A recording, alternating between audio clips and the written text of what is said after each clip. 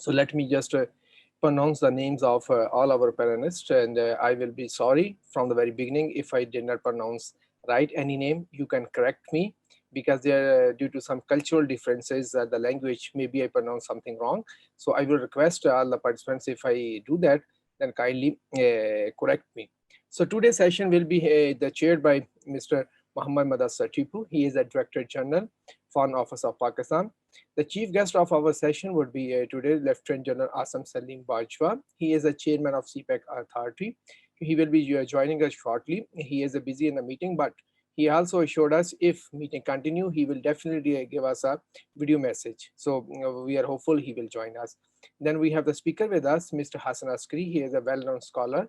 He is a globally known scholar on the China and Pakistan, China relation, and he is working on the BRI for the long time. Especially, he is also focusing on the Middle East and the North African region.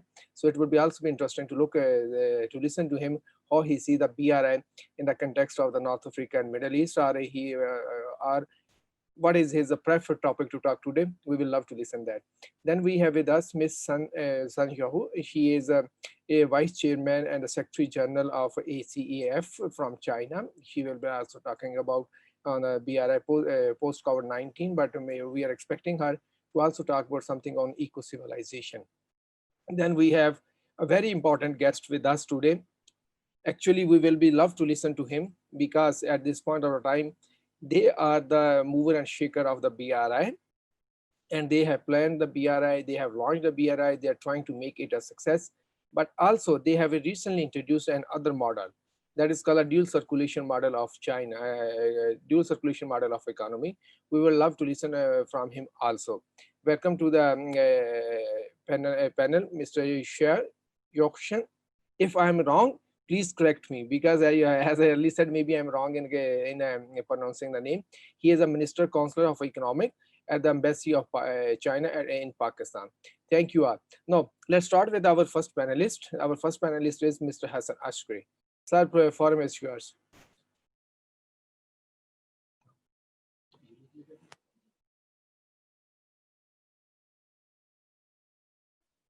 You are muted.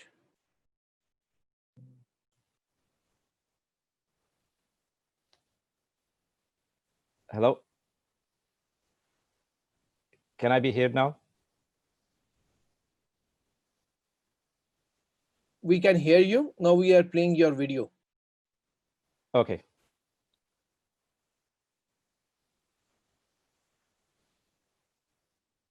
Your Excellencies, ladies and gentlemen, I'm extremely honored to address this wonderful conference, and I thank my friends in the Sustainable Development Policy Institute in Pakistan for inviting me. The theme of this meeting or conference titled The Future of the Belt and Road Initiative in the Post-COVID World is the most appropriate and timely one. Large parts of the world are still reeling from the impact of this pandemic, and the world economy, outside of China, of course, and some of its partners and neighbors, is still in a state of shock.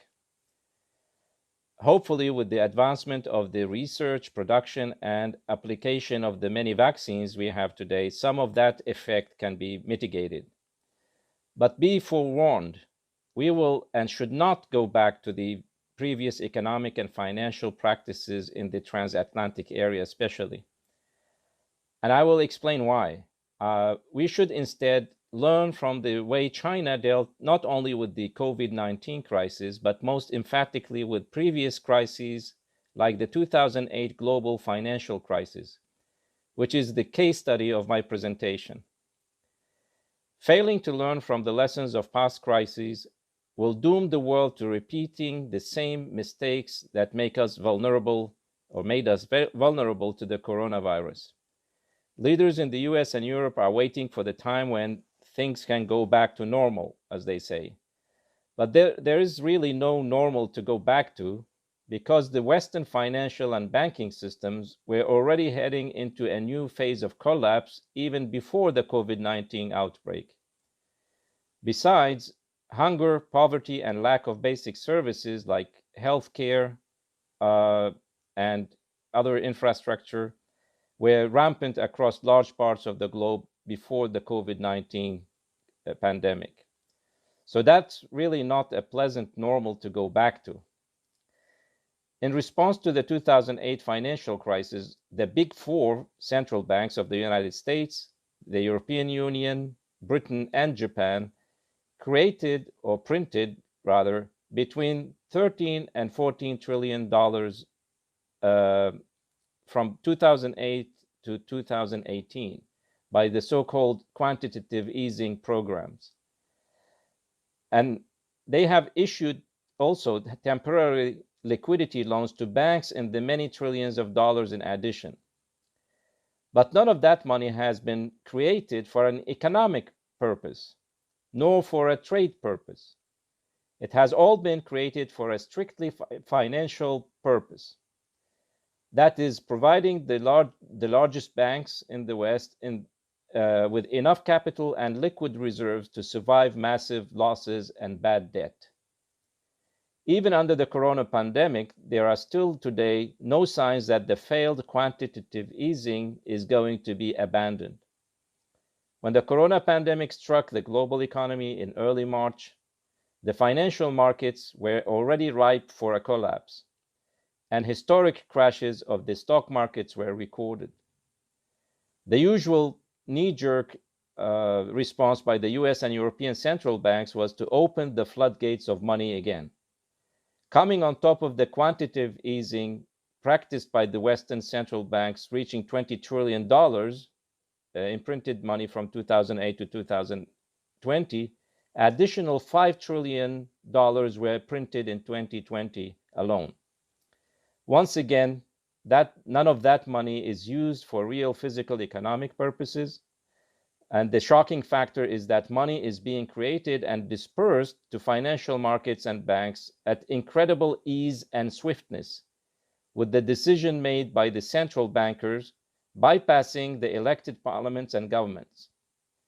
In contrast, allocating financial resources to real economic projects take months and sometimes even years of discussions. Now, we come to the way China dealt with the crisis in 2008, which illustrates the difference between what we call credit systems and monetary debt systems.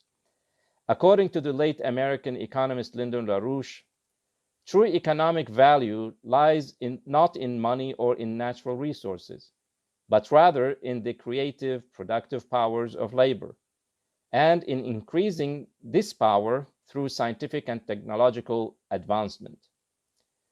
All policies in society, including the issuance of money and credit, should be directed to improving the productive powers of labor, which includes financing and building platforms of basic economic infrastructure. That is transport, power generation, water management, healthcare, and education, including science driver programs such as nuclear technology and space exploration programs. President Xi Jinping has expressed a clear understanding of this concept, and he frequently reminds his Communist Party comrades of the importance of this principle in defining China's development strategy. In a speech he delivered at a 2014 seminar commemorating Deng Xiaoping, President Xi said, quote, "The chief criterion he," that's Deng Xiaoping, "put forward for judging any action is whether it promotes the growth of the productive forces in a socialist society, increases the overall strength of the socialist state, and raises the living standards." That's the criterion. So the correlation between the development of advanced infrastructure and the increase in the productivity of the economy is thoroughly proven from studies conducted even on the US economy itself, especially in the period of President Franklin Roosevelt's administration and the period of President John F. Kennedy's administration. China's reaction to the 2008 crisis was shaped by this intention, not to simply save the markets. The big four public commercial banks of China, Export-Import Bank, China Construction Bank, China Development Bank, and China National Agricultural Bank, issued nearly as much new currency or money in the form of loans as have the US, EU, the UK and Japanese central banks in the same period between 2008 and 2018. So China also issued, or the Chinese banks also issued a similar amount of so-called money in the form of credit. However, the lending of the Chinese banks has fostered extraordinary new platforms of transportation, navigation, water management, power production, agricultural production, and scientific research in the Chinese economy. This process enabled China to reach the goal of lifting hundreds of millions of Chinese citizens out of poverty. And by last month, China lifted the remaining few millions of its citizens out of extreme poverty. Beyond China, these Chinese banks have also extended roughly $300 billion since 2014 in additional credit for infrastructure projects outside China through the Belt and Road Initiative. So the correlation between the productive credit policy and high quality growth can be illustrated by one of the brightest examples. That is the sudden appearance in 1 decade of more high-speed rail mileage in China than the rest of the world combined.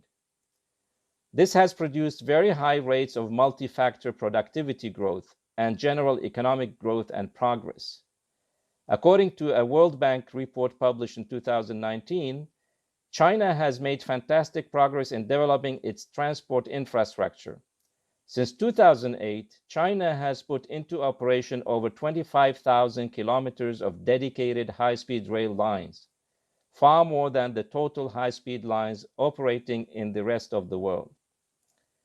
Ironically, the first high-speed rail line was inaugurated right at the point when the financial collapse on Wall Street started to snowball. That was in early August 2008, when the first fully high-speed railway line in China was opened between Beijing and Tianjin. So here I come to the concluding part of my presentation, because China's policymaking with respect to its internal development carries over into its relationship with other nations through the Belt and Road Initiative. Given the economic impact of the corona lockdown in China and globally, we can imagine that this whole process will be further accelerated. That is to carry on the Chinese policy at home to the Belt and Road nations. What these policies of investment have achieved, besides recovering from the 2008 crisis, is that it made China the world champion in construction of most efficient infrastructure with the highest construction speed, efficiency, and low cost. This means that China's competitive edge has increased in the global construction market. Many nations in the world are hungry for this kind of rapid development. But unfortunately, the global financial and economic system has been ill-suited for it.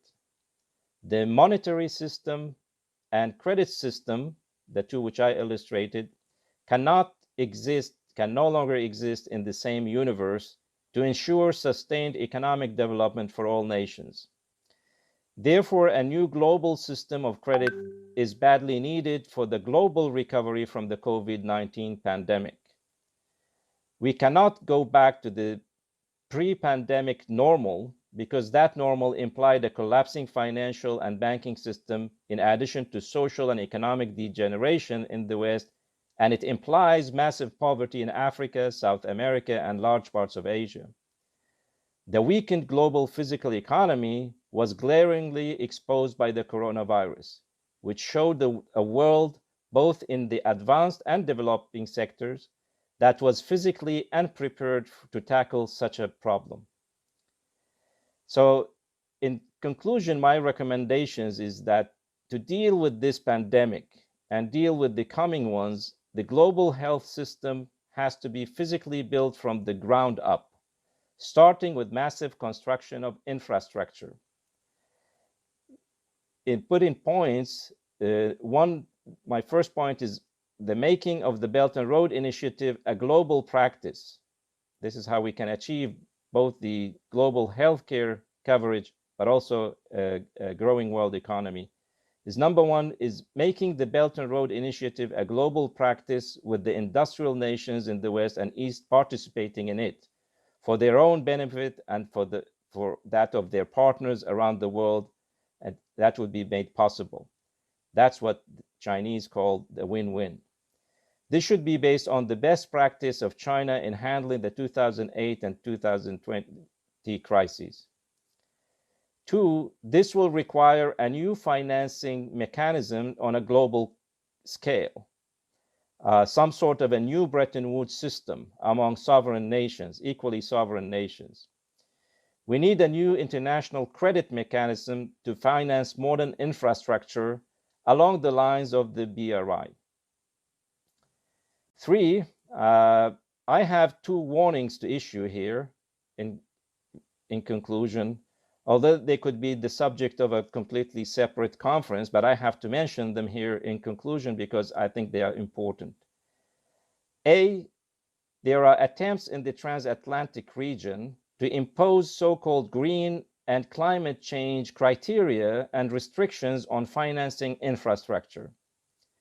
These will soon not only include coal power, which is already blacklisted, and other fossil fuels, but it will soon include even hydropower and nuclear power.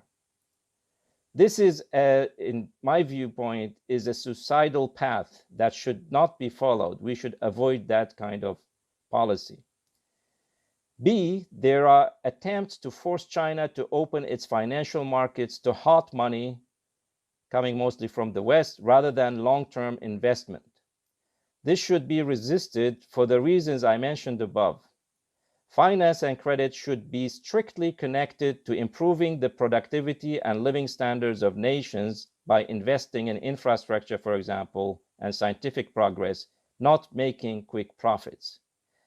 I thank you very much for your patience, and I wish you all a great and fruitful discussion, and I'll be available to any questions. Thank you very much. Thank you, Hassan Askri sir. You did a wonderful job, and I think you did also a right sure things just to record the message if something happened bad, because in technology something can happen bad anytime. So now I would like to request our next speaker for today. Our next speaker is Ms. Shreya. She will be talking about, I hope she will be talking about also the eco-civilization and the BRI relation. Ms. Shreya, forum is yours.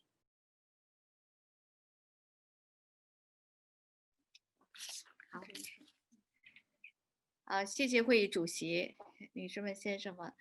那个本来呢，我们中华环保联合会的主席孙晓华要参加今天的这个会议，并在会议上有所发言，但是他今天呢，这个身体出了一点小的状况，所以呢，医院的医生不让他出来，因为要出来他要重新体检，所以呢，今天就由我来带他参加这个会议。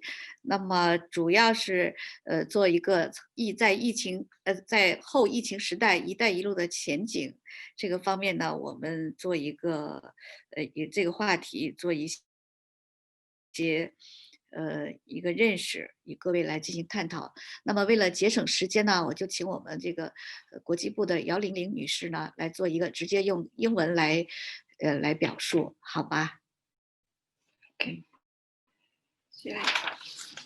Dear friends, good afternoon. I'm Yuhong from All China Environment Federation. So according to the previous plan, it should be our chairman, Mr. Sun Xiaohua, joining this panel. But unfortunately, he was ill today and has to go through surgery. So today, on behalf of Mr. Sun Xiaohua and our China Environment Federation, I will join this panel and have the discussion with you.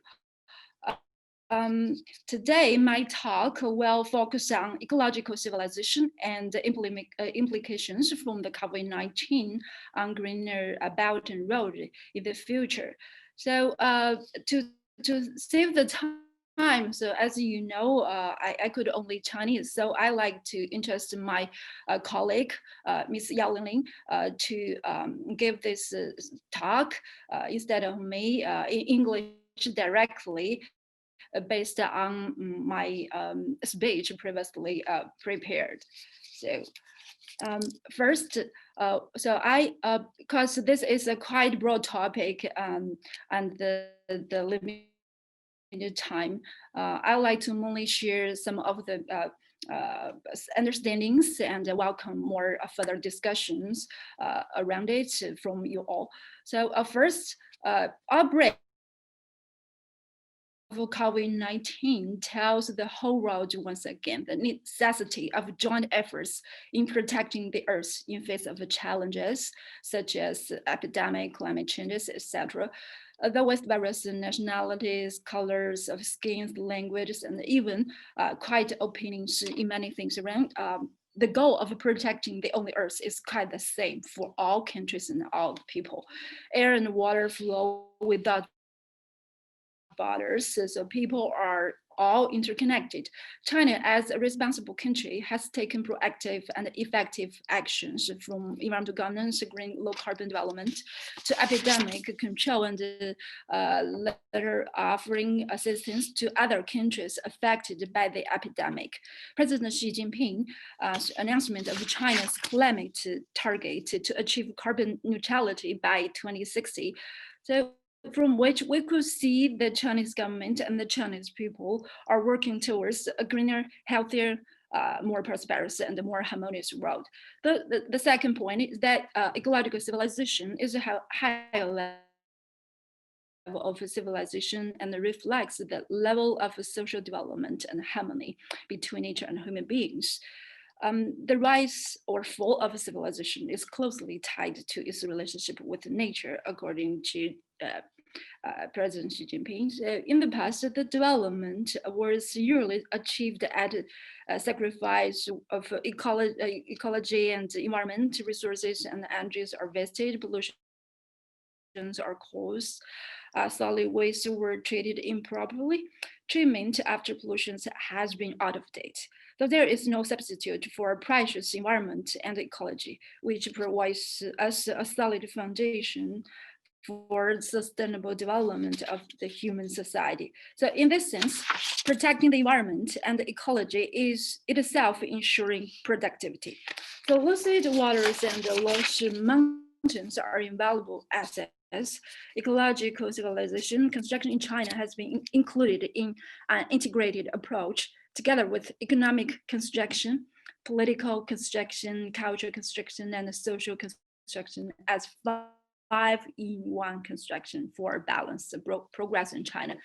The Chinese government has included the sound and beautiful ecological environment together with prosperity as the goals of the country to improve the people's satisfaction and happiness. So which we think is worth sharing with more friends and countries.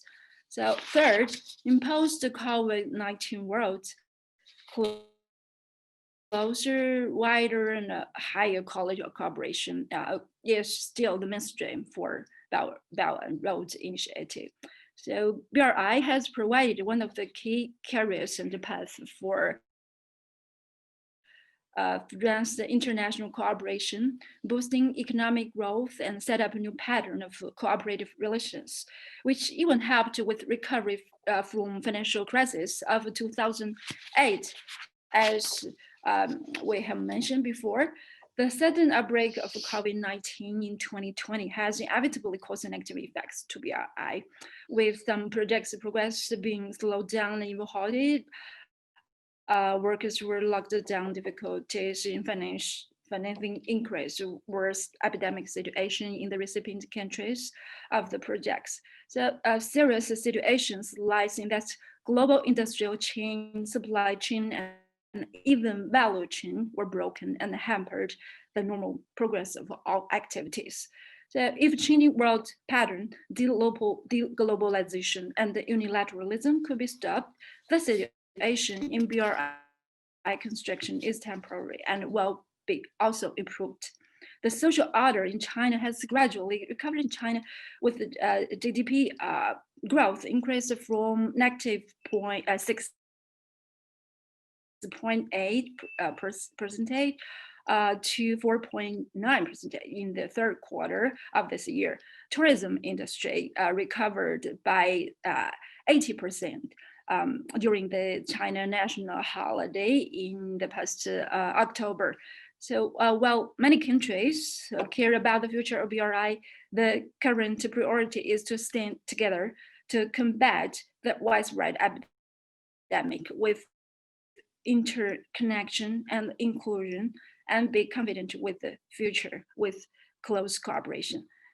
Meanwhile, China has signed a cooperative agreements with 138 countries and NGOs on over 2,000 cooperative projects.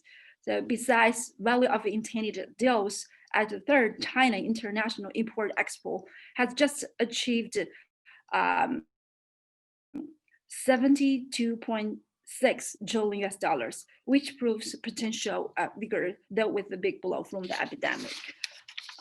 Ecological and environmental cooperation should still be a crucial part of BRI initiative in post-COVID-19 world, because many countries along Belt Road are emerging economies and developing countries still with extensive development mode and fragile ecological environment.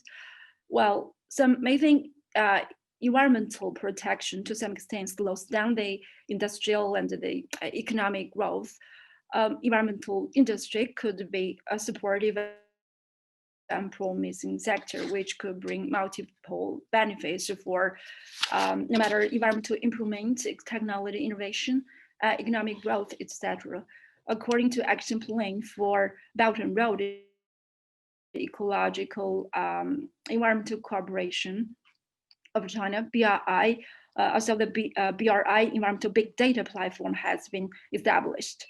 Based on BRI International Coalition for Green Development, initiated by Ministry of Ecology and Environment and UNEP, green technology transfer, academic exchanges, education, etc., have been well facilitated and in well progress. So around all this, we could further enhance and promote in terms of the institution construction, legal system, green finance, index supervision system, technology, cooperation, etc. So our China Environment Federation, as a China nationwide environmental NGO with both the local and global networking, and also as the member of the Silk Road NGO Cooperation Network and the BRI International Coalition on Green Development. So we are willing to expand and strengthen exchange and cooperation with more NGO, NGO friends, local NGO friends, research institutes, private sectors, and of countries along that road to facilitate environmental governance and about road green development. Thank you, and we are looking forward more discussion with you all. Thank you. 谢谢。 Thank you. Thank you, Ms. Shah and Ms. Sun, if you are, I am pronouncing your name right. So for a wonderful presentation, and we are looking forward to work more on the eco-civilization. As eco-civilization, I have recently produced a report on that in Pakistan. So how the eco-civilization will be working in the future, and what is the difference between eco-civilization concept and the existing model of the development. So I would love to work more on that, and we will look forward to build a cooperation on that. With these words, now I want to request our very important guest. He will be definitely enlightening us from the Chinese point of view, how they are looking BRI in a post-COVID-19, and especially we will be also love to listen from him, the CPEC cooperation and the dual circulation model which China has recently proposed, how it will be featuring in our CPEC projects or a BRI thing. So we will love to listen to that. Now with these comments, I'd like to invite Mr. Xia, Then he is a Minister Counsellor Economics at the Embassy of People's Republic of China in Pakistan. Sir, floor is yours.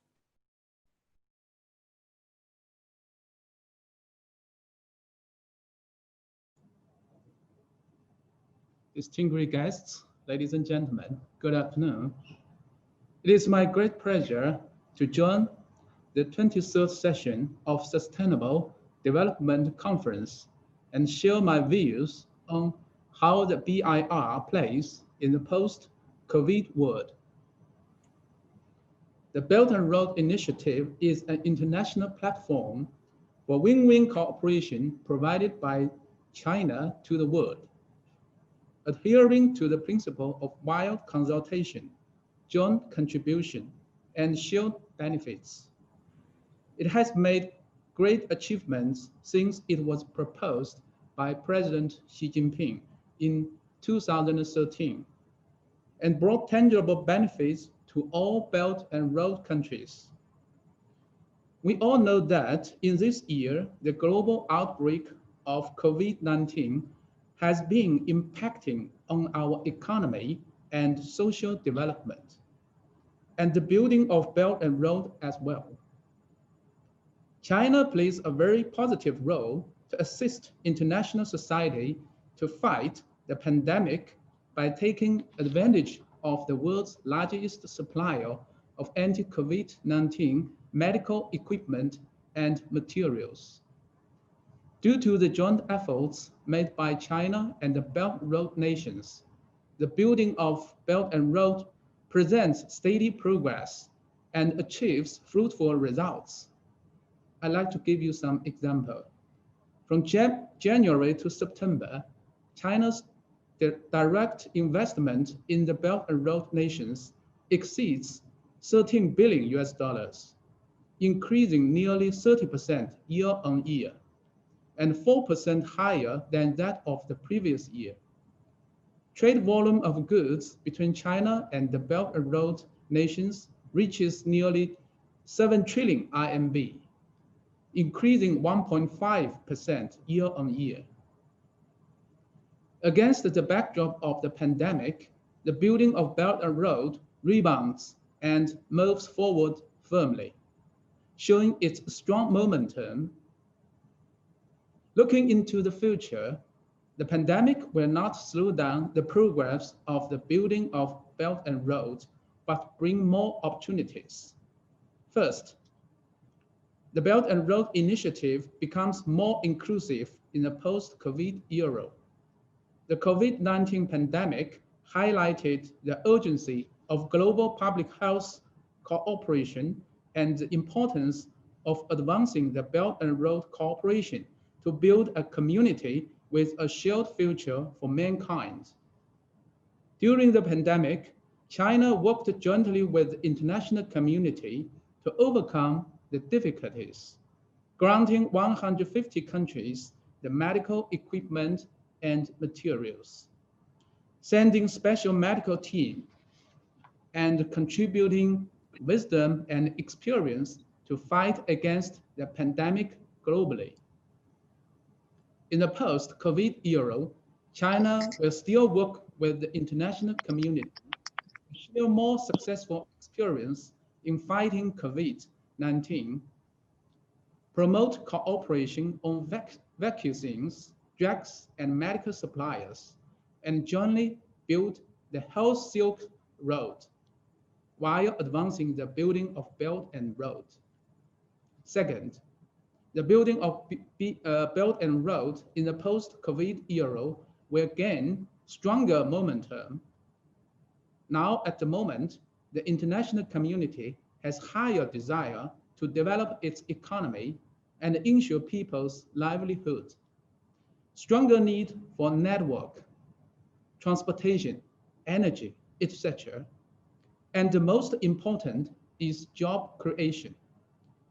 In addition, during the pandemic, investment, trade, and consumption are all greatly restrained due to lockdown measures.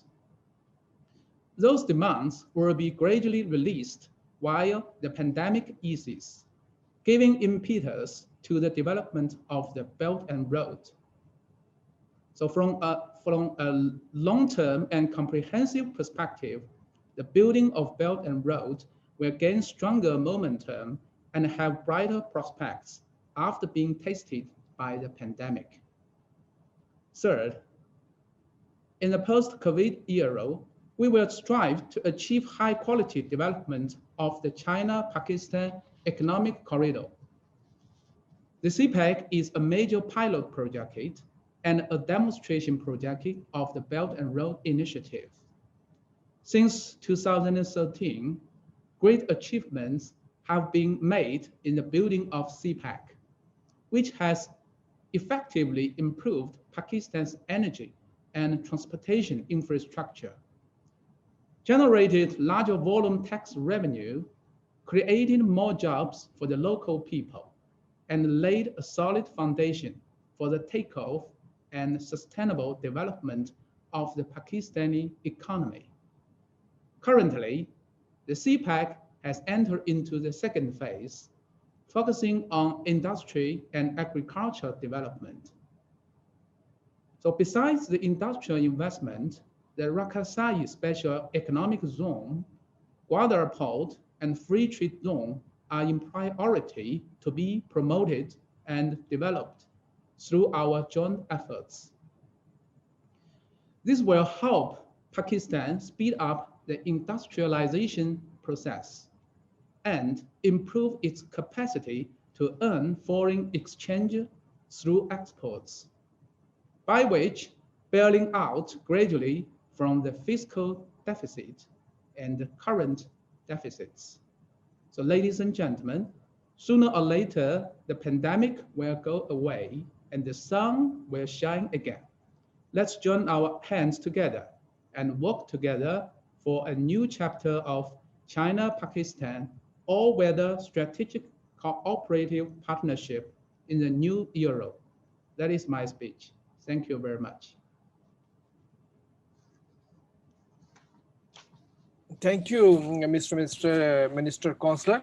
I think it was very concise and comprehensive. Definitely, we will come back to you for more questions as everybody is looking forward to how things will be unfolding after COVID-19. So before that, I request our next speaker, Mr. Mudassir Tipu. I just also want to highlight that today we will also be launching my book, which I have recently written on understanding China for the future cooperation. I will show the title later on. Now I would like to request Mr. Muhammad Mudassir Tipu, Director General, Foreign Office of Director General China, Foreign Office of Pakistan. He is also the chair of the session, but for the chair, as a chair, I will request him comments at the end. But right now, I just want to know his view about the China-Pakistan cooperation and the BRI at large. Mr. Mudassir, floor is yours. Yes, can you hear me? Yes, we can hear you. Yes, thank you very much. And I think SDPI has done an excellent job by holding this seminar at a very, very important time, the future of BRI in the post-COVID world. And some of the speakers have shared very insightful ideas. I will be very concise. As you know that, and I believe that BRI is the most important economic and development project of 21st century. Particularly in the aftermath of COVID-19, it has assumed a great deal of significance because, as you know, that Chinese economy is doing extremely well in the aftermath of the COVID-19. Right now, the global economies are struggling, but China has already seen positive GDP growth. And of course, in last 30, 40 years, with the economic reforms of China, China's financial capacity has expanded a great deal. And the whole project is development oriented. Through BRI, China will be connected with Africa, Middle East, Europe, Asia, and most of the countries included in the BRI are developing countries. And most of the countries are the countries which really need financial tools and financial means and financial capacity to strengthen themselves. So by some sort of measures through development financing, through its own banks, by creating some innovative financial techniques, China is going to inject a huge amount of money into the development projects. Before COVID-19, when I was working on BRI, there were some estimates that in a decade, BRI could have an investment between $4 to $8 trillion. Now, let's assume that even in the current times, in next decade, $1 trillion is injected into the regional economy or the global economy of the BRI countries. This is going to be a miraculous development. So I think that BRI is extremely important project for global stability, peace, and development. It is also reflected of the leadership of President Xi Jinping and his vision. He articulated this project in 2013, and since 2013, the Chinese government has been very firmly pursuing the project. Some of the Central Asian countries are seeing the resonance of the project. Pakistan, as you know, and I must say here that, China-Pakistan Economic Corridor is called the flagship project of BRI. And we are very happy that we have the flagship project. Within a very short span, in 7 years, we have completed 8 energy projects. The infrastructure profile of Pakistan has changed. The roads are connected. We have extremely good roads. We have optical fiber from Xinjiang to Islamabad that has been laid down. We are trying to connect it to Gwadar. If you go to the cities of Pakistan, even now in the times of COVID-19, you will see that the Chinese workers, the Chinese technicians, the Chinese engineers, with the Pakistani brethren, they are making sure that CPEC projects are completed on time. One of the very important projects of CPEC, of course, is the Gwadar port. Gwadar port is the port which will connect Xinjiang and the landlocked Central Asia. Once this access is going to be created, we have a huge momentum for regional connectivity. We are also examining different options, how to bring in third countries into CPEC. In fact, we invite countries to invest in this in the special economic zones of CPEC. Some of them are being conceived, some of them are in the execution phase.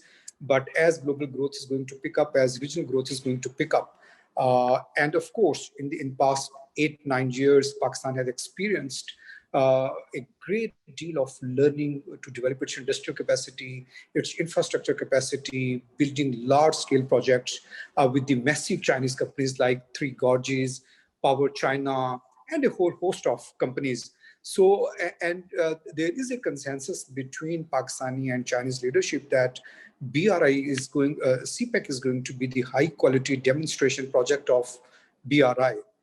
What does this mean? This means that CPEC will, through its performance, through its execution, and through its development profile, will assume central significance, and other countries will learn from CPEC and the China's model of economic development. The development is a very complex project, particularly when multiple countries are involved in the development project. Then, of course, how you have to negotiate the agreements, how you have to implement it, how you have to move across the regional, priorities and these kind of things. So CPEC, as you may have often heard, we say that CPEC is a transformational project. And there is a complete consensus in Pakistan that CPEC remains critical for Pakistan's growth and for regional prosperity. And I must say here that, the CPEC was negotiated after extensive discussions between the Chinese government and the Pakistani government, and its financial modalities have been very carefully worked out. Both countries did it in a very, very responsible way. So I think that, and one thing in Pakistan, we're pretty sure that post-COVID-19, CPEC will become a regional hub for trade and economic growth. Here, I would like to say a couple of words on COVID-19 cooperation between Pakistan and China, because of course, right now the real challenge is how to control and contain the pandemic. And I must say here that Chinese Communist Party, President Xi Jinping, Premier Li Keqiang, the State Council has played a remarkable role in containing and controlling COVID-19 in a country of 1.4 billion people. This is nothing short of a miracle. And I think once China was able to take hold of COVID-19 and control it, it became the first country globally to resume, to regain its economic potential, its supply chains, its trading potential all across the world. And some of the speakers have already highlighted that the freight trades between Europe and China are moving ahead in full swing. The export orders are increasing. Chinese projects are intensifying. This all could not have happened until or unless COVID had been controlled. And China is constructive, Pakistan and China constructive engage at the regional level to make sure that COVID is controlled. China has helped a great deal. China has helped Pakistan a great deal in controlling the COVID-19. China's medical team came here, a military team also came here. A tremendous amount of supplies were sent to Pakistan. Our president, Honorable Dr. Arif Alvi, went to China in March to express solidarity with the Chinese nation when they were battling this virus. So this shows that both countries are very mindful of their obligations and of the regional priorities. And then China has been taking lead at the regional level in South Asia also. Sri Lanka, Bangladesh, Afghanistan, Pakistan, Nepal, these are the countries, which have entered into a joint mechanism. And this is a mechanism on which, we have multiple mechanisms, but these countries are engaged under the leadership of China, trying to make sure that, COVID-19 is contained, supply chains are resumed, economic integration takes place, people-to-people exchanges develop. Pakistan has also established a separate mechanism with China on dealing with COVID-19. And since, we have established this mechanism, we have created some kind of infrastructure through which we can manage issues of border, transit trade, shipment, these kind of things, in a very, if I would say in a Chinese word, in a very harmonious way. So, if you're looking at the scale of Chinese effort, I have just talked about some of the Asian countries. I have explained the role of Pakistan. But if you're looking at the global efforts of China, China has become the central pillar to support the global financial architecture. And I just read in the newspaper yesterday that Chinese stock exchange market is doing very well because so much confidence has been infused into the Chinese economy once China is recovering and marching forward. And of course, the Chinese government has recently announced the dual circulation strategy. Of course, and another part of the paradigm in which China believes that both China and its partner countries can mutually collaborate. China's exports into China can increase, and China can, focus on its own domestic consumption. And in that way, through a dual circulation mechanism, China wishes to create a win-win situation for everyone. And as I would reiterate here that Pakistan and China are all-weather strategic cooperative partners. We are called Iron Brothers. We have supported, Chinese efforts in dealing with COVID-19. We have reiterated at the highest level that COVID-19 should not be stigmatized. There should be collective global efforts to contain the virus. WHO should take the lead. And with those collective efforts, I am sure that, BRI will assume its due potential. And I'm quite confident that the Chinese system, Chinese leadership, Chinese financial capacity has the ability to transform BRI into a real model of success and peace and development. Thank you. Thank you, Mr. Muhammad Mudassir Tipu, Director General of Foreign Office, Pakistan. I think very eloquently you have said, describe all the situation from pre-COVID to the post-COVID and from CPEC to dual circulation model. Now, ladies and gentlemen, now the floor is open. So before going for question and answer, Ayesha is presenting a book, showing a book. That book which will also be launched today, Understanding China for a Future Cooperation, which I have written. And I would love to share with any participants who want to have a look at that. So the floor is open. So questions, we have a few questions already. As Dr. Mahmoud Khwaja, he has 2 questions for Mr. Hassan Askri. The first one is creative production power of labor, any form or the skilled labor. Second question is, would Chinese policy be successful in any form of the governance structure and diversified societies? Mr. Hassan Askri.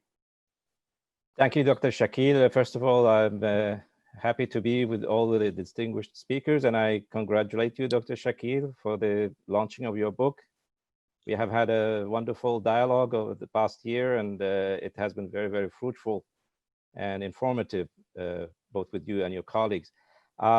Concerning the question of Mr. Khwaja, the first question on creative productive power, is it pertains to skilled labor or not? Yes. Increasing the productive powers of labor. This is a term which was used by my own teacher, Mr. Lyndon LaRouche. I mentioned he passed away. He's an American economist. It always increasing the productive powers of labor always implies increases in the level of technological and scientific innovation. That's the key element. We have a very clear example in China that, as President Xi Jinping put it, is moving from a quantity-based economy, mass production of low-value products for the international market. Now China is moving to a high-level quality products for the world, machinery, high technology, infrastructure, and so on. So we have the proof in the Chinese model now that you can move from the low quality labor to high quality labor. And this is not it's not only a Chinese phenomena. This is what we notice in all the major developments of economies like the United States, Germany, even Japan, moving to higher levels. But it always implies higher technological and scientific innovation levels. The other question, if the different political systems can work together like the Chinese model. Well, we just heard His Excellency Mr. Shi Guoxian, the Counsellor, and also Mr. Mudassir Tipu. You have Pakistan and China, a perfect example of 2 different cultures, political systems, but they can perfectly and harmoniously work together because we have universal aspects of this, which applies to all societies. We have things we don't necessarily have to agree on in culture, religion, political systems, but there are things we can agree on, which is universal for all human beings, like the need for healthcare, clean water, power, education, scientific progress. These are completely human things, and we can work over political and cultural barriers to reach these, what President Xi Jinping calls a community for a shared future for humankind. Doesn't mean that everybody should have the same political and cultural system.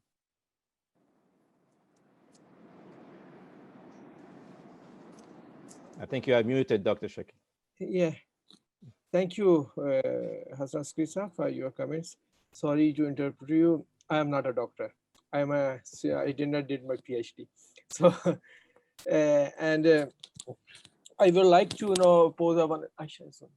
I would like to pose one question to the Minister Counsellor, and that is a question from one of the participants. He wants to know how China will be helping countries, especially the developing countries, to produce that vaccine or to supply them that vaccine in a timely manner. Mr. Counsellor, Mr. Counsellor. Yes. About vaccine, I think that is a quite a sensitive issue because right now all the Chinese vaccines is not in the process of completeness.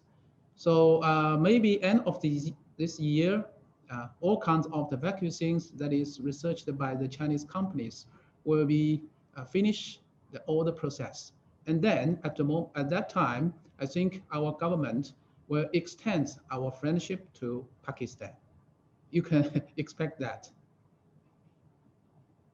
Thank you, Mr. Minister, for your simple, very a short answer and I think to the point answer. Sir, there is a one question from my side for you. So recently in October in the plenary meeting of a party, the concept of the dual circulation model economy has been suggested, and what is expecting China will be going for a dual circulation model. There are two school of thoughts. One, they are saying, so it will be reversing of the opening up, other reforms. Another school of thought, they say, no, China is too big at this point of the time, and no, they will be looking for, to more open and engage people, because by the increasing in domestic consumption, they will be presenting the opportunity for the world. So, sir, can you clarify how we should look at the dual circulation model? Yeah, I think this is one of the points. In my opinion, China's BRI has definitely told the world we are open for cooperation in terms of the economy. So CPEC is one of the important projects which showcase that China is willing to cooperate with our friend country, Pakistan, to help Pakistan out of some of the economic dilemma. So we have finished the first phase of the CPEC. We solved the problem for Pakistan in terms of the energy, transportation, and some others. But now we have entered into a second phase, focusing on agriculture and industrial cooperation. In agriculture sector, we try to help Pakistan out of the shortage of the food supply. For industry cooperation, we want to help Pakistan to have the capacity to export more industrial products to the world to earn foreign exchange. Right now, you don't have so much foreign exchange to supply your currency. So we can judging from the data and figures historically, you can say your currency depreciates a lot in these 10 years. So how to solve the problem? I think attract more Chinese investment to speed up the industrial process of Pakistan is the only way to solve the problem. Thank you, sorry. Go. Okay. Yeah, I think I pressed a lot to. You can just have a discussion with me. You took a pause, so I thought you stopped. Please go on. Carry on. Okay. So now we are at the second phase of the CPEC. The difficulty is more than the first phase, because in the first phase we just our Chinese company just come in, invest in the sectors of the hydropower sectors, in the coal-fired sectors. This is quite easy to be completed or to be implemented. But for the second phase, you need to create a good environment to attract more investment into Pakistan. Comparing to the Southeast Asia countries, Pakistan is not in advantage. Why? Because right now, all the foreign investment, they want to go to the industrial cluster, to join the industrial clusters. The Vietnam and the Thailand, those represents of the Southeast Asia countries. They already formed the industrial clusters. This will further reduce the production cost and the supply, and also the operation costs. So the foreign investments, of course, they will choose Vietnam and Thailand, those countries as their first investment destination. For Pakistan, it's not quite so easy. So in my opinion, right now, Pakistan needs to create a good environment to attract more and more foreign investment, especially the Chinese investments. Because now we have a lot of industries and companies waiting for transfer their production from China mainland to Pakistan. So I think right now the government need to do is create a more attractive environment for the Chinese investment. Yeah, that is my opinion. Thank you, Mr. Shua, Minister Council of Economics, and definitely we are looking forward to you because you are responsible to steer this cooperation from the Chinese side in Pakistan, and we're looking forward toward to you how you will be leading the process to bring the more industry to the Pakistan, and we can work jointly. And also the one more important fundamental thing is how Pakistan can be included the supply chain of China? That would be a very fundamental question to in the coming years. Now, there is a one question for Mr. Tipu. Sir, are you? Can you hear me? Yeah. So, environmental, sir, there is a question. Environmental considerations would enhance CPEC strength and the benefits. Please, your thoughts and comments on that. I think let me just add one thing before answering this question. Pakistan is one of the few countries which has never defaulted on its loan obligations. Very few people know about this thing. And Pakistan has a very resilient economy. Generally, can you hear me? Can you hear me? Can you hear me? Sir. Yes, sir, we can hear you. So let's say Pakistan's GDP, formal GDP is about $300 billion. But Pakistan also has an informal GDP, which is almost as large, and we're trying to bring that informal sector into the formal sector. So Pakistan's economy has a huge potential to grow. And in past few years, we have made remarkable strides. And at some point in past few years, Pakistan's stock exchange market has done extremely well. So people need to get the participants need to get a full perspective of Pakistan's potential. Pakistani people are very smart.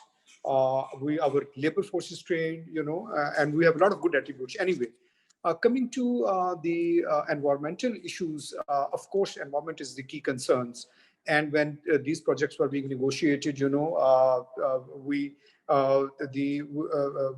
made sure that we get China would supply us the machinery and equipment which will promote environmental standards in Pakistan, and that has been done. Our Prime Minister has recently said that Pakistan is mindful that the footprint of coal should be reduced in the Pakistan's development process. So that's how it is, and of course we will continue to. China is getting a lot of experience in green economy also, and going forward we will engage more with China in creating greener economy in Pakistan.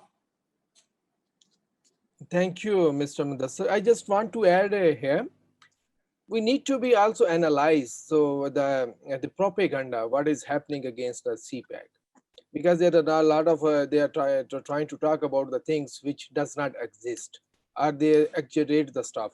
For example, if we look at the investment in the coal industry in our energy sector, if all investment would be completed, the total share of coal would be less than 10%. And if we look at the world economy, even if we look at the Americans, their share in the coal in their electricity is almost 30%. Look at the Germany, who is trying to be the champion of this green energy. The share of coal is around about 40%. Look at Poland. Look at India. So all the leading countries, they themselves, they are exploiting the situation for a cheap and sustainable energy. And look at the share. Because if it is not only a share like that, if the Americans are around about 30%, also look at the per capita consumption of energy in America and compare it to Pakistan. What is the per capita energy consumption in Pakistan? It's a very low in Pakistan. So we need to be very mindful when we're talking about these things, how the things are happening. And a second thing, under the eco-civilization, so a lot of things are happening. And yesterday, our Chinese ambassador also met to our environment minister. So they reiterated that the Pakistan and China will work together to improve the environment. And so last thing on this front is, if we look at that, on the second forum of BRI, so number of initiative has been announced. We can find there the number of organizations as there. And also if we look at that, okay, what is the investment ratio of green energy in the last few years? This year, the investment is more than 50% of all investment in energy this year. So that means China is giving too much focus. I will share a graph within few minutes with you. But now there is another question. Mr. Hassan Askri, you are talking about the financial concessions. Definitely what they are looking, European Union is looking for, they are looking WTO plus. Because what in the WTO, World Trade Organization agreement, what has been offered, China is already offering to European Union. But no, what they are asking, that is a WTO plus. My question, this is my question. My question would be to you, would it be fair if the European Union, who is talking about the globalization all the time, to get something which disadvantage other countries? Because China is taking care also the other country, they cannot provide something to one country which can disadvantage other country. So what is your point of view on this? Yes, thank you for the question. There are certain double standards used generally here in Europe and the United States when it comes to what people call free trade or globalization. And because first of all, you cannot put like advanced economies like Germany, France on the same competition level with underdeveloped countries or developing countries. I have looked at many of the agreements, for example, the European Union have with North African countries or African countries. I mean, what they do is they negotiate as the whole EU against a small country like Tunisia or like Morocco. I mean, Moroccan farmers or Tunisian farmers or Egyptian farmers who have no way of competing with French farmers because they are heavily subsidized. They have the best advanced technology. And then they say, well, we should have a level, play field. That is not really a fair way of dealing with trade issues. So the whole World Trade Organization practice is not really equitable, because you have to take into consideration each country's capabilities to compete with other countries. Like the EU tried to force Ukraine, the former government of Ukraine before the coup, to have a playing field, a level field. But the problem is that the Ukrainian industry will have to shut down if they have to compete with the German industries on the same level. But at the same time, the Europeans are complaining against Chinese companies who are more competitive, but they say the problem is that they are more competitive is they are supported and subsidized by the Chinese government and banks. So we have a lot of double standards in these discussions that are going on. I think what we need is to redefine the World Trade Organization's criteria and have to take into consideration each sovereign nation's abilities and capabilities, both to be able to protect its own national production, but also to be able to compete more fairly with other nations. So we have to remove all the double standards so we can reach. I mean, now there are a lot of pressure on Chinese companies here. They want to exclude Chinese companies from competition for infrastructure projects in Europe, for example, because the Chinese companies might win all the bids with their competitive, low cost and efficiency and high speed of construction. So the European Union, they are trying to exclude Chinese companies, especially state-owned companies, from these competitions. So the idea of free trade, fair trade, the globalization is not completely very well defined. Thank you, Mr. Hassan Askri. So from your talk, I remember one saying by Mr. Voltaire, the famous the French philosopher. So once he said, the fading holy human empire is neither holy nor is empire. So we can say like that right now. So the fading, the global world order, it's neither the world order, and neither is a worldly in order, and nor it is of order. So maybe there's something else. So, Yes. so before that, moving to the next question, I just want to share my some slides. I think there is some problem I cannot share. So my next question is to Mr. Mudassir Tipu. So there is a question. how Pakistan see in future, especially in the context of the huge youth bulge, we can use CPEC to create jobs.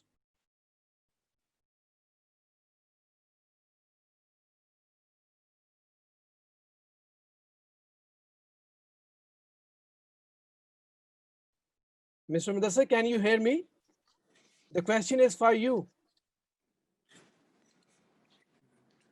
Can you hear me? Yes, no, we can hear you, sir. Yes, of course. And let me tell you one thing. There are lots of myths about CPEC, and people really do not understand the real significance of CPEC. CPEC has created thousands of jobs in past few years. And the second phase of CPEC is going to be more critical, where we are focusing on socio-economic development and industrialization. And we are quite hopeful that a lot of private investment will come to Pakistan going forward. So once these three things are going to mix up: industrialization, investment, socio-economic development, of thousands of jobs will be created in Pakistan. And youth bulge can only be taken care of when we continue to grow economically and we continue to create more jobs. That we are negotiating ML1 project with China. We are going to close Azad Patan and Kohala project. Diamir Basha is also under construction. So these are mega projects. And as time goes by, more projects will continue to be added in CPEC. And yesterday, Prime Minister's advisor, Mr. Zulfi Buhari, met Chinese ambassador. Can you hear me? Yes, sir, we can hear you. Can you hear me? So he explored the idea of sending Pakistan's manpower to join the Chinese projects in other parts of the world. So I think if that is going to happen, we will see a lot of job momentum created in Pakistan. Thank you, sir. No, the chairman CPEC authority, the team has joined us. They will be showing us the video message. But before that, I'm going to share with you some information, so which is related to the BRI and the green development. Look at these charts. If you look at these charts in 2014, so what was the share of the green investment? And if you look at the latest chart available in 2020, so the investment is 58.12% investment is in the green development. So you can see how the China has turning around the investment in BRI projects, and how they are trying to make BRI more environment friendly, and how they are trying to make it more green. If we look in the context of the Pakistan, look at that. In 2020, almost $1.93 billion contracts have been signed in the hydro sector. So the hydro energy is the clean energy. And we can say that hydro is not only going to provide us energy, but it will also enhance our capacity in Pakistan to store the water. Because as everybody knows that Pakistan is becoming water scarce country, so we need to store water. So it is investment in the hydro sector not only will help us to produce the cheap energy, but also it will be helping us to store the water. So this is the green bond market of China. Look at that. The China is the biggest investor, the country in terms of issuing the green bonds. So in this context, we can say China does not believe in talking. What China believe? China believe in some concrete actions which can speak for itself.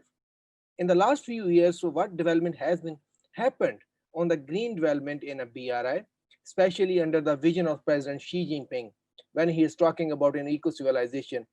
As eco-civilization, what I feel, eco-civilization is different from the capitalism in the sense it talk about the better living, while the capitalism was talking about the benefit or the profit.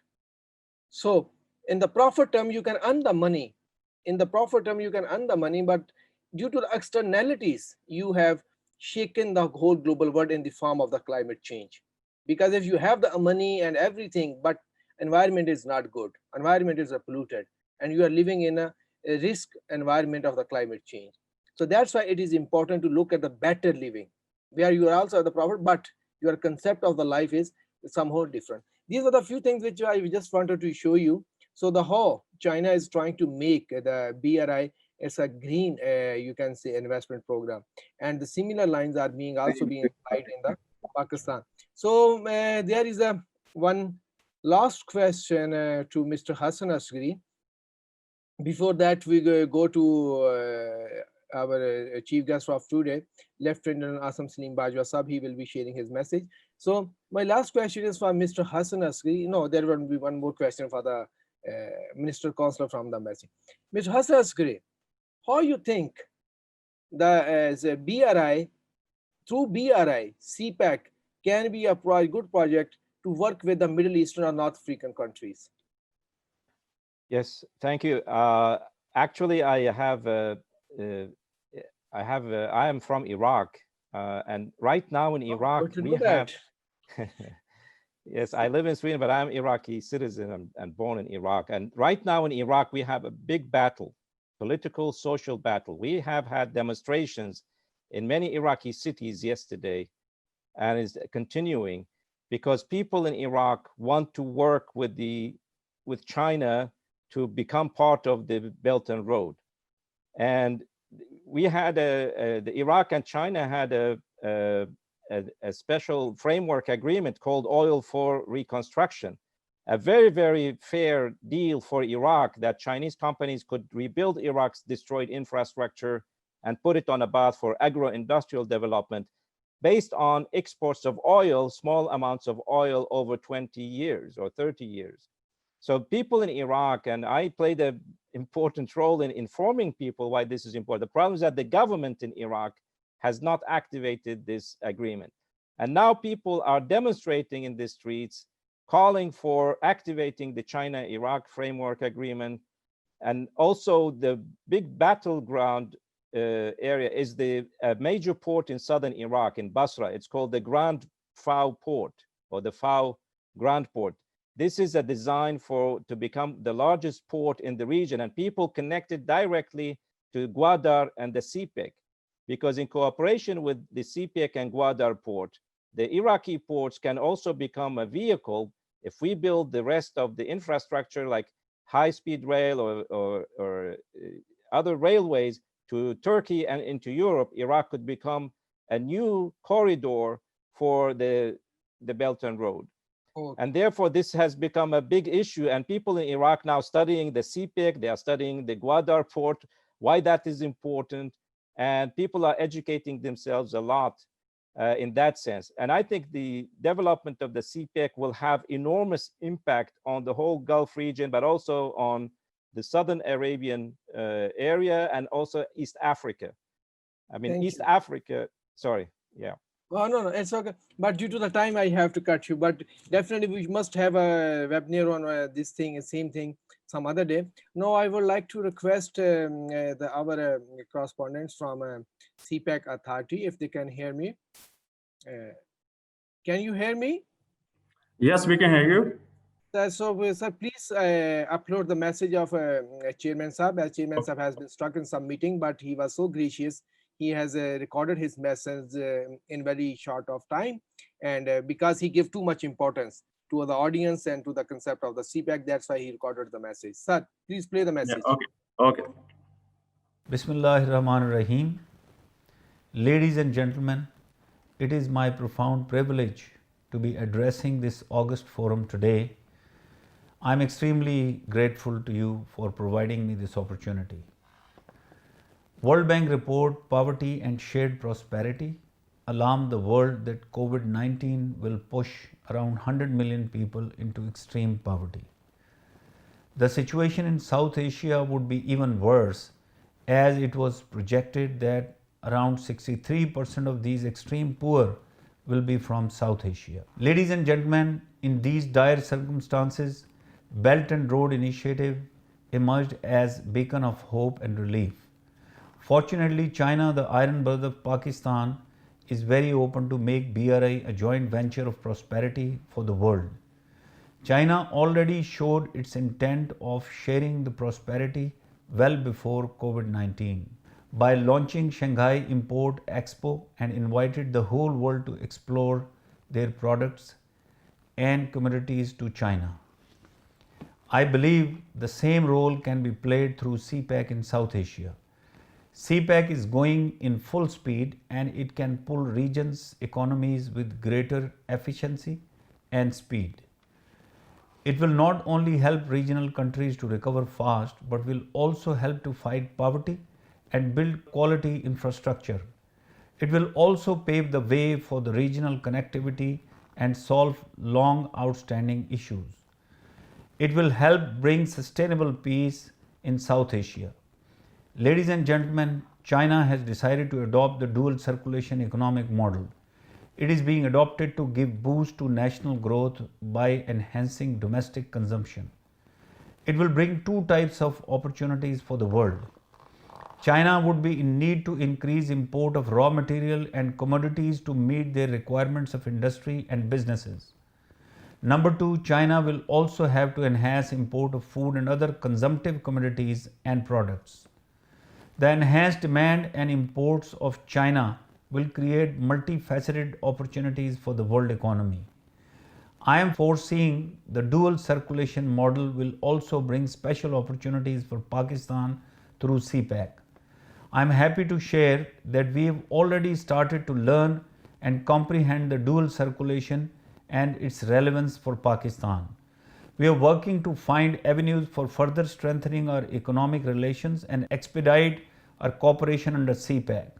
I am sure under CPEC, the industrial cooperation and supply chain inclusion will present new and special ways to benefit from the dual circulation model of China. Ladies and gentlemen, in conclusion, let me assert that under CPEC, our iron brother China wants to share its prosperity by adopting formula of win-win cooperation. I am optimistic that Chinese efforts will bring fruit for our economic recovery and economic boost as well. Let me also appreciate the efforts of Mr. Shakeel Ramay, who has recently compiled and launched this book, Understanding China for Future Cooperation. I just broadly glanced this book. This is very timely effort in understanding the perspective of shared prosperity as was envisioned by President Xi Jinping. I thank you all. Thank you, the team, CPEC authorities, especially the Brigadier Javed Iqbal sir, to making the thing happen, to make things happen in such a short time and a quick way. Sir, I really appreciate your skill to manage the stuff in the short time. Thank you, sir. So at the end, now I would like to request the chair for today's session, Mr. Mudassir Tipu, the Director General of Foreign Office of Pakistan. Sir, please conclude the session. Excellent. I think it was one of the most insightful webinars that I have participated, a very timely one. And some of the suggestions given in the seminar, particularly by Mr. Hassan Askri, they are very, very valid. His recommendation that BRI should assume a global platform and that more and more countries should understand the centrality of BRI in rejuvenating the global growth. I think this is really critical. Then, of course, he has talked about a great deal on health sector, that how important it is to build the health infrastructure across the world, particularly across Africa, Asia, Middle East. And here I must tell you that Pakistan has already supported the idea of Health Silk Road. This was mooted by China. And that idea is also a testament that, development, security, health, well-being, they are all part of the process if we have to take the global development forward. And one of the very important ideas discussed in today's webinar was ecological civilization, how to control climate change, how to, introduce greener economy globally, how to reduce carbon emissions. That was, of course, very important. Then naturally, CPEC came into discussion, and the centrality of CPEC, its fundamental importance in making BRI a high quality demonstration project. Of course, that is very, very important. Another idea was discussed was not idea, rather the policy prescription given by China, the dual circulation strategy. I think this is the right time. And as I've already underscored that, you know, China was the first country to have emerged triumphantly from dealing with COVID-19 and rejuvenating the global growth. It has posted a positive GDP growth, and its economic indicators are very, very promising. In that sense, what does dual circulation strategy really mean? And particularly Pakistan, as recommended by General Bajwa Sahib also, that, you know, we need to understand how dual circulation strategy is going to create more economic opportunities for Pakistan. We have recently revised the free trade agreement with China. In this dual circulation strategy, when China wants more exports, what are the commodities that Pakistan can export? And of course, another idea came about how to create more equity in the global system. It was discussed that current global system has, you know, a lot of, how can I say, asymmetries. Those asymmetries need to be tackled. The example of Iraq was given, that how Iraq, in a different environment, could have, you know, prevented what's happening there. So these are all ideas, these are all thought processes which are very, very important. Some of very insightful questions were also raised. People and those were, you know, very eloquently answered. The Chinese economic minister also spoke very eloquently on the importance of BRI, on the importance of CPEC, and how, you know, China and Pakistan, both iron brothers, are joining hands, you know, to create more prosperity in the region. Another idea which Mr. Hassan Askri also insightfully gave, he drew the analogy. He said that two different cultures, China and Pakistan, with two different systems, but once they are going to cooperate, the things can be turned around, you know. And when there is commitment, when there is passion of leadership, when there is right direction, and when there is mutual understanding and mutual support, then of course, you know, the degree of cooperation, the magnitude of cooperation, the trust in the relationship can be built. So I hope that, you know, today's webinar will be an important element in giving more stronger impetus to the BRI project and creating more awareness that why, you know, more countries should participate in the project and create a win-win situation. I have to thank you, and I have to congratulate you for writing a very good book, you know, on China. Thank you so much. Thank you, Mr. Muhammad Mudassir Tipu, for your concluding remarks. And with that, I like to thank all my participants and who made it, and especially to from China. So they had to readjust due to because their chairman was not feeling well today. He has to go for a surgery, but they still made sure. So some important people joined from there. I would like also to thank to Mr. Hassan Askri, and at the end, I also like to thank Mr. Guoxian. He is a Minister Counsellor Economics in Pakistan. Sir, we are especially looking forward to you. Hope you are bringing the industrial cooperation in a practical action, and all this industrial production cooperation can create jobs in Pakistan, opportunity for the inclusion in the supply chain. Thank you very much, everybody. Allah Hafiz. Thank you. Goodbye.